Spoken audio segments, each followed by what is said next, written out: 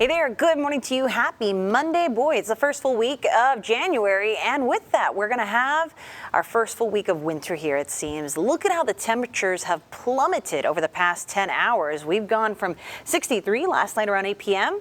to the middle 30s where we are now. And yesterday, would you believe me if I told you we broke the record high temperature for January 5th? We topped out at 88 degrees, and we don't have any more 80s in sight, so I hope you enjoyed it. Let's get on to what to expect for today, though, because we don't have any weather alerts in effect for the cold right now, just a small craft advisory that's been issued for the intercoastal waterways south of Baffin Bay and for the nearshore waters north of Seadrift and San Antonio Bay. However, I do think we may see some weather alerts related to the cold as we head on through tonight, because if you think this morning's cold, boy, you are going to think something different about tomorrow. Let's talk about the disrespectful winds in our forecast. These are sustained winds right now. These aren't even the gusts, and it is absolutely brutal along the coast with those winds around 25 miles per hour. Once you move into some of our more inland neighborhoods, that does come down to around 15 to 20 miles per hour. But every once in a while, we get one of those gusts, and it puts an extra bite in the air. So you need to bundle up this morning.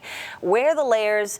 Let's talk about the temperature in your neighborhood, and not only the temperature, the feels like temperature in yellow. That's what you need to dress for, because all of our neighborhoods are above freezing, but most of our neighborhoods feel as though we were at freezing or colder this morning, so we need to make sure we bundle up. 39 at the airport feels like 28.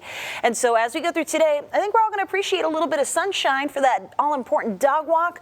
Our star of the day, Doc, is still feeling the Christmas cheer and bundled up, but if you're taking your pup out, might not be a bad idea to wait for that sunshine to do its job. We're going to cruise into the 40s. That north wind still putting a bite in the air, though, and this afternoon will be in the 50s. However, the gusts do not let up very much. Even through tonight, we're still going to have wind gusts around 20 to 25 miles per hour.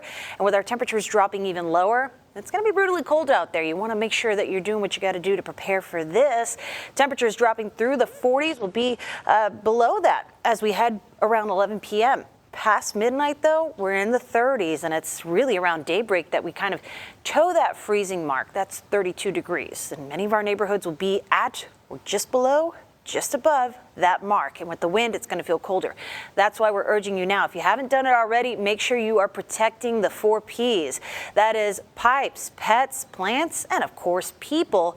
A warm shelter for all of these things is going to be your best bet. But let's talk about the 7-day forecast, because the coldest air of the season is upon us. We're going to stay with mornings in the 30s, afternoons ambitiously trying to get to the 50s, and by the end of the week, some opportunities for rain.